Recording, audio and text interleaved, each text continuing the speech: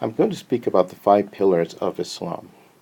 Now, the first pillar of Islam is the Shahada.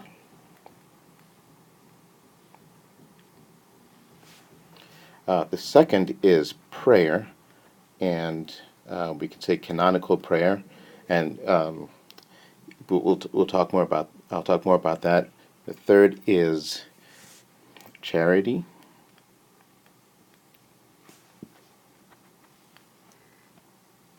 The fourth is the observance of Ramadan.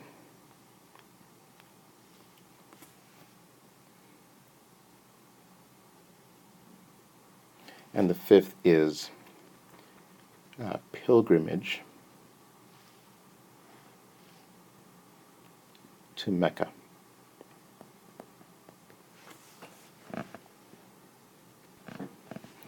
Okay, the first of the pillars is the Shahada, which is the Islam's creed or confession of faith.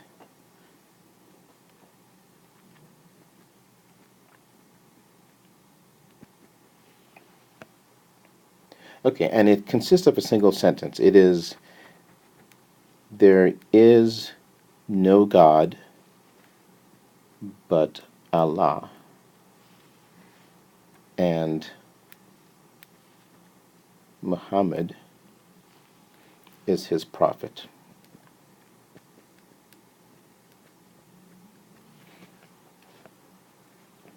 Okay, so that's at the foundation of all of Islam, the understanding, the very strong monotheistic understanding that there is no God but Allah, and that Muhammad is his prophet.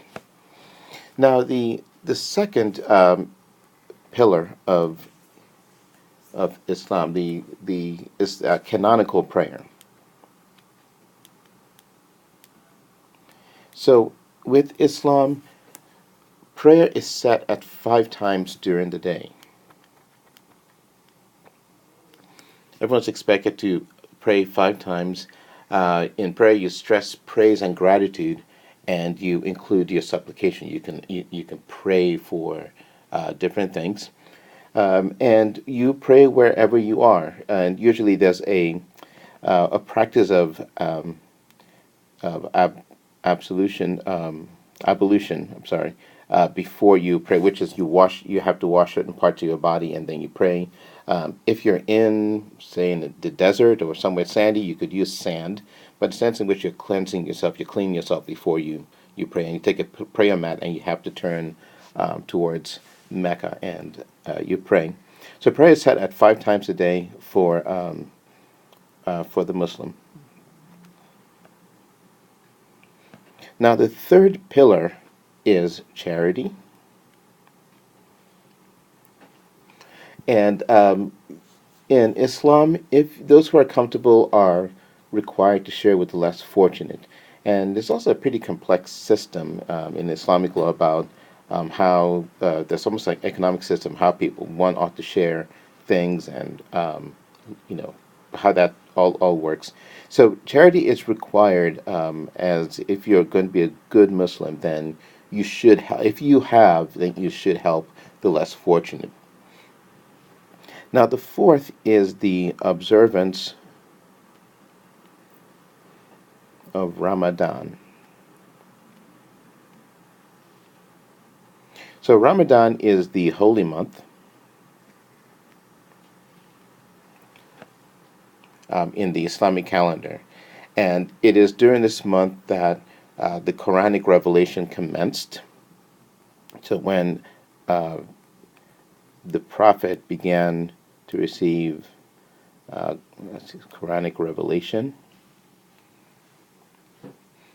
and then 10 years later, the Prophet Muhammad began his migration from Mecca. So during Ramadan, from dawn to dusk, okay, Muslims are required to fast, so go without food. You can drink, I believe you can drink water. Now, of course, for those who are ill or infirm, you can always make you know, different accommodations for that. And then at the end of Ramadan, there's a very big feast, and it's a period of celebration. So it's similar to other periods in other religions. For instance, Lent in Catholicism and Christianity, where you have this period of abstinence and a deep asceticism as a period of reflection, and it ends with this very, very joyous celebration. Now, the fifth pillar is the pilgrimage to Mecca.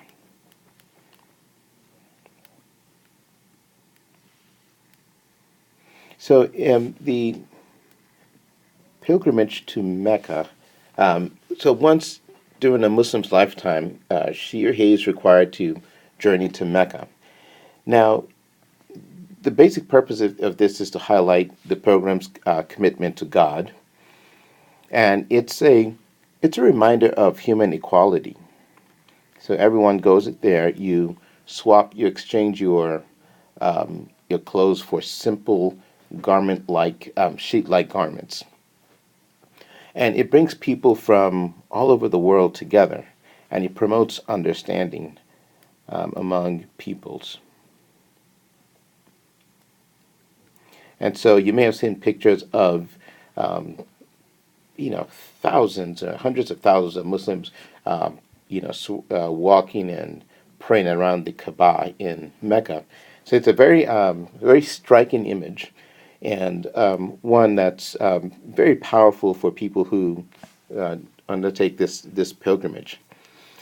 The if So those of you who may know, so the American Civil Rights um,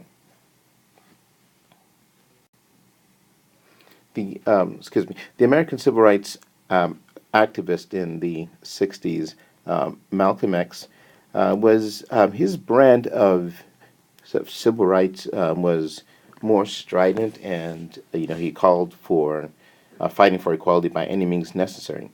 Now he underwent a very, very significant change when he went on his pilgrimage, because that was one of the first times he had ever sat down next to a white person and shared a meal. He drank from the same bowl and broke bread with white people and people of other races around the world, and that transformed him. He realized then that we were all brothers, and so he began to back up his very strident message of version of civil rights, and adopt sort of a different approach, less of an us versus them. So uh, this pilgrimage to Mecca can be one of those very, very powerful type events in bringing people together and understanding ourselves as brothers and sisters.